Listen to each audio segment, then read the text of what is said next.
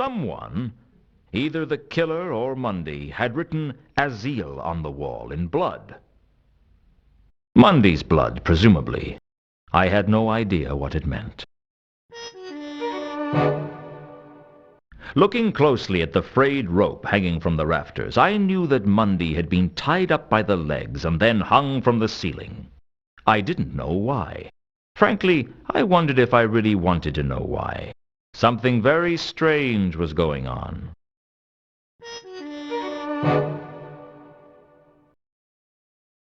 Mundy's killer had tied his legs together with my rope. It was bad enough that he stole my rope without implicating me in a gruesome murder at the same time. Nothing.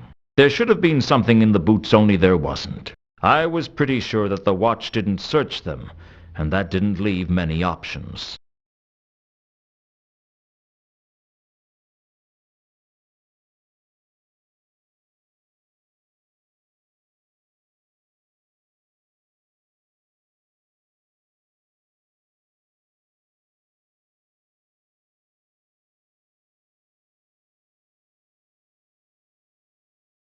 There was no rope around his body.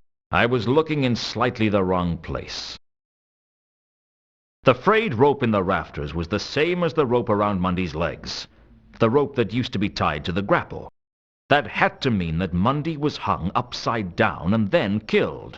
And that meant someone cut him down after he was killed. Curiouser and curiouser.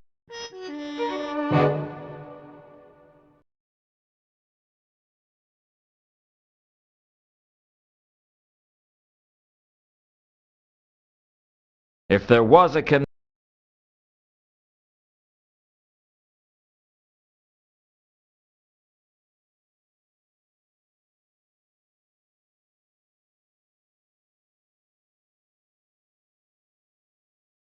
They say that the universe is full of particles called inspirations.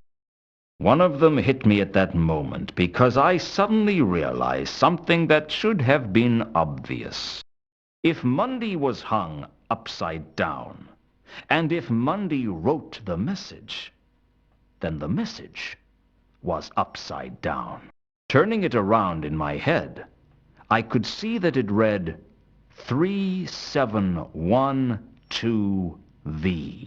It wasn't a meaningless word after all. It was a meaningless combination of letters and numbers instead.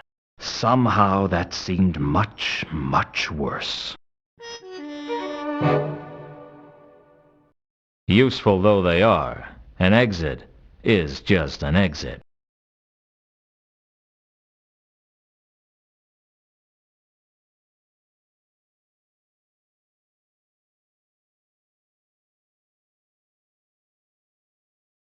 How does it feel to be a suspect, Mencken? What? You're an obvious choice of suspect because you called the watch. You were the first on the scene. Round here, that means it's practically a closed case. I don't see why. You were there when I got there. I was unconscious. Well, I heard a commotion. That's what made me check it out in the first place. Maybe Mundy managed to knock you out before he died. While he was tied and blind?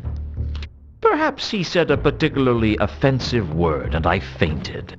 Well, I happen to know that the watch consider you a suspect. Well, don't forget that I know something that they don't. That you're a liar and you can't be trusted. Just because you can't trust me doesn't mean no one can trust me.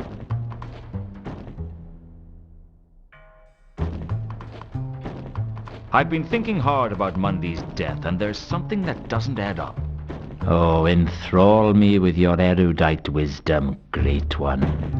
When Mundy was killed, he was hanging from the ceiling, but when the watch turned up, he was on the ground. Maybe the killer cut him down when he was dead. I don't think so. I think that message was written by Mundy, and I don't think the killer saw him write it, which means someone must have cut him down. Somebody who was in that room cut Mundy down. I don't think it was the killer, and I know it wasn't me. What are you getting at? You cut him down, didn't you? Why should I tell you? I've already told you. I don't think the killer would have cut him down. Which means if you cut him down, you're in the clear. All right, yeah, so I cut him down. Happy now? Why? Not everything has a reason, Luton. But people can usually find reasons for what they do. Well, draw your own conclusions. I was missing something, but I couldn't see what. You cut down Mundy so you could search him, didn't you? What are you suggesting? Nothing worse than the truth. You're a liar and a thief. All right, Luton. What is it you want? What have I got to do to get you to leave?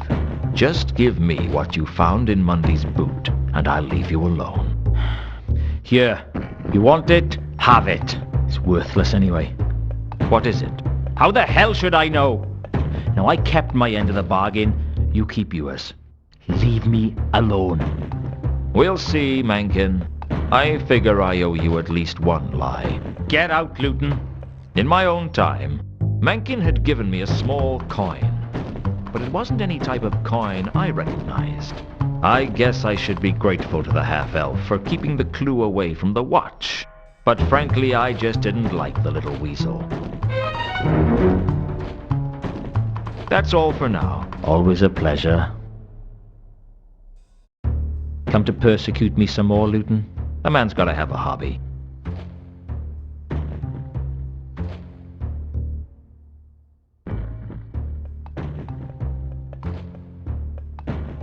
I need to speak with Sapphire. Try and imagine how much I care. Look, is she here or not? She's in her dressing room.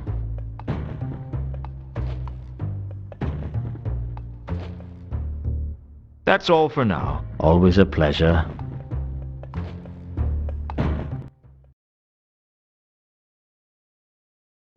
It's really impolite to walk into a room without knocking. But who knows what you miss out on when you take the time to knock. Sapphire had a pile of money in her room, and I was glad I hadn't given her an opportunity to hide it.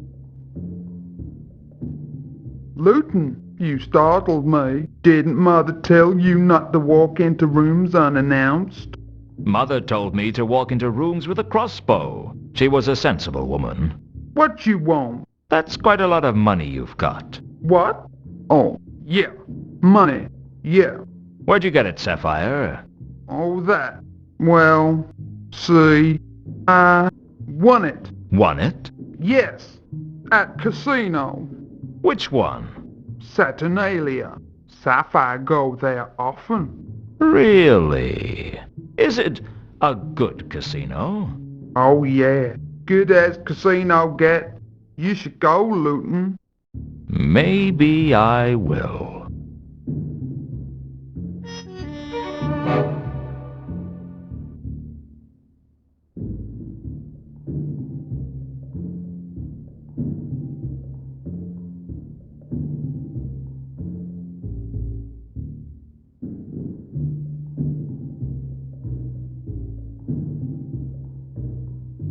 I'll be back.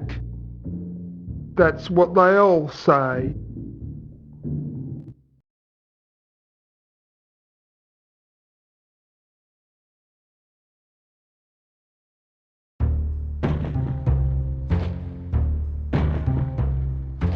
Come to persecute me some more, Luton? A man's got to have a hobby.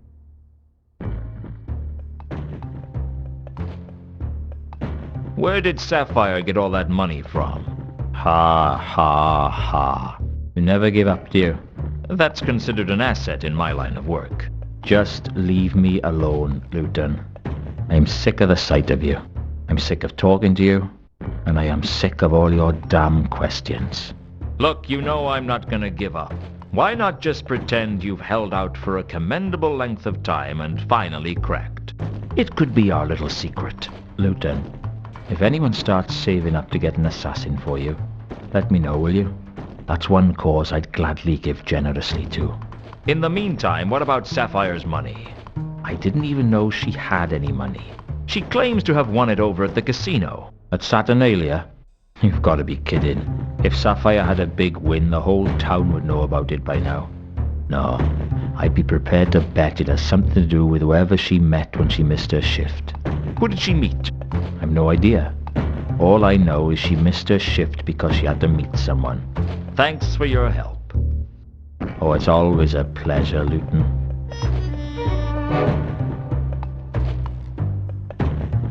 That's all for now. Always a pleasure.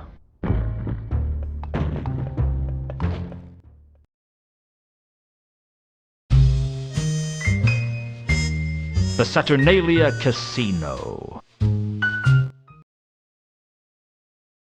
Saturnalia was almost legendary. The upmarket casino was situated on the King's Way and was frequented by the rich members of Ankh's high society and hopeful social climbers from Morpork. It was a temple to pride, greed, and avarice. And like any temple, anyone with money was welcome.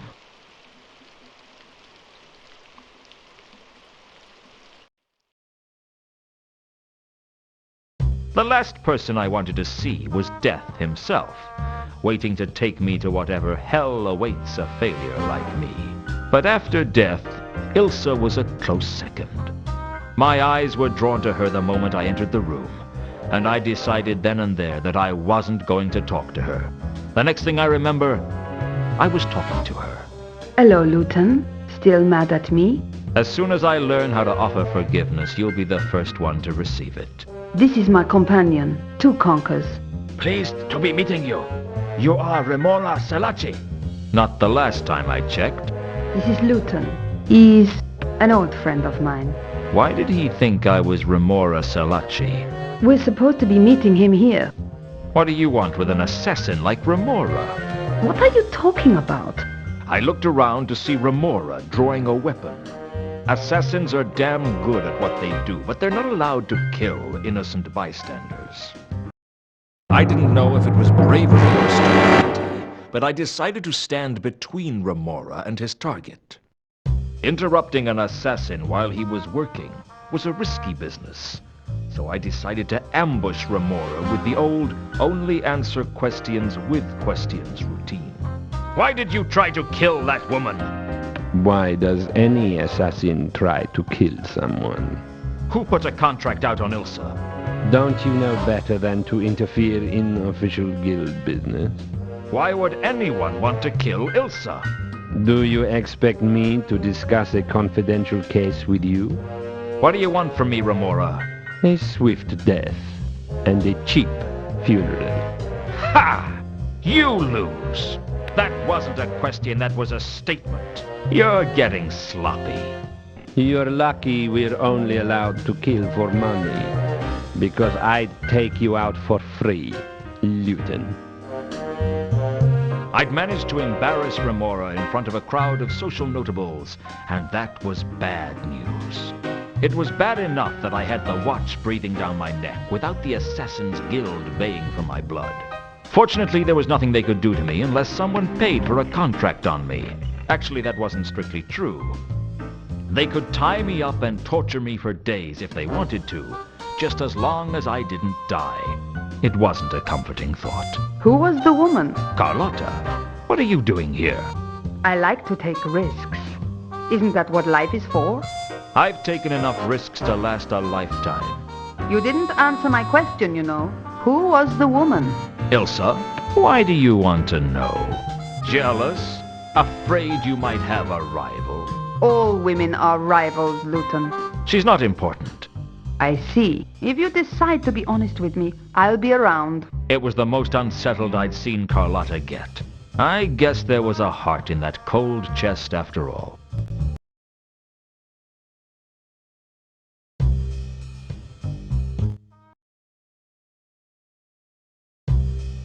The woman's name is Ilsa.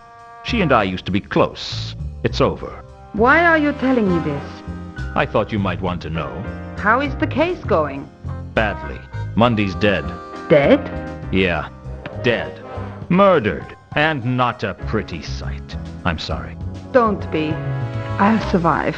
You could have chosen a nicer way to tell me. I thought you might appreciate me getting straight to the point. Do you want me to stay on the case?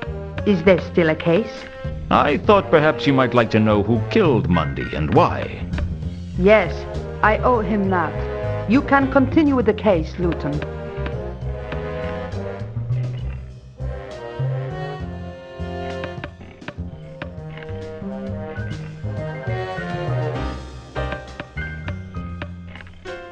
The person who killed Mundy hung him upside down and poked his eyes out. Can you think of any reason they might have done that? What? No. Why should I? Well, you knew Mundy. I didn't. I thought you might have an insight on it that I didn't. Did you kill Mundy? What? What do you think I am, Luton? It's got nothing to do with what I think of you, Carlotta. But the Watch are investigating, and if they find out about your connection with Mundy, you're bound to be a suspect. So why are you asking me if I did it?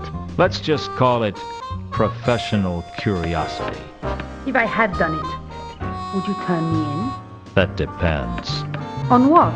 On why you did it. You don't strike me as a moralist, Luton. I'm a simple man, Carlotta. I have simple ideas of what's right and what's wrong. The trouble is, things are seldom that simple. It's always somewhere in the middle ground. I try not to jump to conclusions. In my line of work, that can get you killed. That must be a tremendous incentive to think everything through. I do my best. You still haven't answered my question. I didn't kill him, Luton, if that's what you really want to know. Do you have an alibi? I told her when the murder took place and asked her if she had an alibi.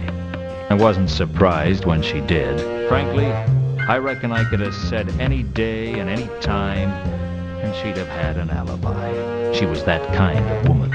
There are witnesses who can corroborate where I was. And where were you? I was in the Temple of Small Gods. Spend a lot of time on your knees, do you, sister? We all need a little absolution. For your sins? Everything I do is a sin in someone's eyes.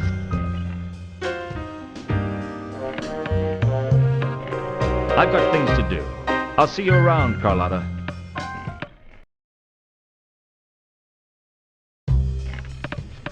Carlotta didn't strike me as the gambling kind, but then with her look she could probably gamble with other people's money.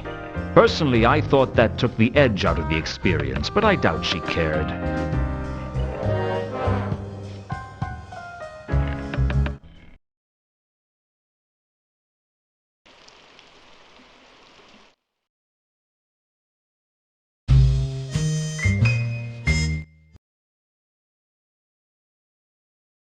Somehow, I wasn't surprised to find Al Kali waiting for me in my office. In my head was a list of suspects for killing Mundy, and Al Kali had gone straight in at number 1. Mr. Luton, I am so pleased to see you. The feeling's not mutual, Al Kali. What do you want? All in good time, Mr. Luton. Why do I get a feeling that Al Kali isn't your real name? It's not very dwarfish. My name is of little consequence, Mr. Luton, and the story of how I acquired it will have to wait for another time. Now, if you'll excuse me. Now, why would you want to carry an axe? To hack at people, Mr. Luton. An axe is the weapon of choice for a dwarf, you should know that. Why kill me now? What's the point? I'm not planning to kill you, Mr. Luton. I merely need the axe as a deterrent should you wish to try something foolish. I don't try foolish things. Sometimes they just happen. Then I suggest you don't let them happen now. When you've finished searching me, I know a nice restaurant we can go to. So, you have been a busy man, Mr. Luton. I think you'd better come with me.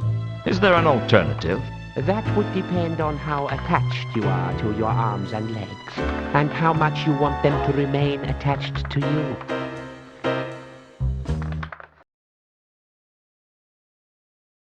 I didn't know where Al Kali was taking me, but I was now sure he wasn't going to kill me. He could have done that in my office, and it would have been days before anyone found the body. No, he wanted me for something. I just didn't know what. I don't know what I was expecting, but I wasn't expecting to be taken to see a trawl. I've seen some unusual things in my life, but a trawl and a dwarf working together? That was something else. Ankh-Morpork wasn't hot at that time of year, but the big trawl was sitting back in a wicker chair being fanned. Smart. Out of the cold of the mountains, overheating of their silicon brains was the reason for the trademark stupidity of the trolls. I'd have to watch my step with this one. Al-Kali had a brief whispered conversation with the troll, but I couldn't make out what was said. At one point, I thought I heard Al-Kali mention a coin from Sorta, but the rest was a mystery. Mr. Luton, so glad you could come and join us, and so punctually, too. Yes, I know you were escorted by Mr. Al-Kali here, but the fact that you arrived on time shows that you didn't put up any show of resistance, which means you're intelligent enough to realize that we are not your enemies, and since we are not enemies, there is always the possibility that we might be friends. You are a quiet man? No, I like to talk, but I like to dance, too. And the trick in both is knowing when to lead and when to follow. Excellent, sir. Excellent. I distrust a quiet man. He generally picks the wrong time to talk and says the wrong things. A talking is something you cannot do judiciously unless you keep in practice. I'll tell you right out. I'm a troll who likes talking to people who like to talk. What shall we talk about? What indeed do friends talk about? Most friendships don't start out with one of the friends being led around by an axe-wielding dwarf. While we're at it, most people know the names of their friends. Of course, how impolite of me. Mr. Al-Kali, I believe you already know. And my name is Jasper Horst. Perhaps you've heard of me. I have a bad memory for names. It gets me into a lot of trouble. You have a bad attitude as well. That also gets you into trouble. Now, Mr. Al-Kali, it doesn't do to slander a guest, especially one whom you hope to count among your friends. So, if we're friends, I guess Al-Kali's warning about staying off the Mundy case was just a friendly warning. Straight to the point. I do admire a man who avoids skirting the issues. Such a man makes an excellent politician, but is almost impossible to trust. Well, sir, it seems you are now in the possession of something that we would like. And what might that be? Come now, sir. There's no need to play coy. We know you were the last person Mundy saw, and we know you have the coin from Sorter.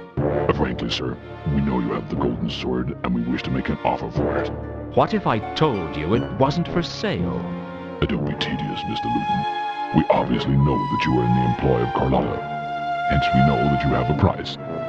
Whatever she is offering you, we can safely offer double, and unlike Carlotta, I am a troll of my word. What if she's offering me something that you can't match? You don't strike me as a man who would fall for Carlotta's moves, sir. You strike me as a man with better judgment than that. Are you loyal to Carlotta? I am loyal to one person and one person alone. Me. That's wonderful. I do like a man who isn't afraid to tell you that he is looking after himself. We're all looking after ourselves. Indeed, sir. Indeed. And I don't trust a man who says he's not. Trust seems very important to you, Horst. Indeed. Without trust, we are no better than barbarians. It is the capacity for trust that sets the humans, trolls, dwarfs, and such above the lesser animals. That and our capacity for cruelty. What a dark outlook you have, sir. Are you a pessimist? Pessimism is a term used by optimists to attempt to discredit those who see the world as it really is. You are a man of the world, sir. I like that about you.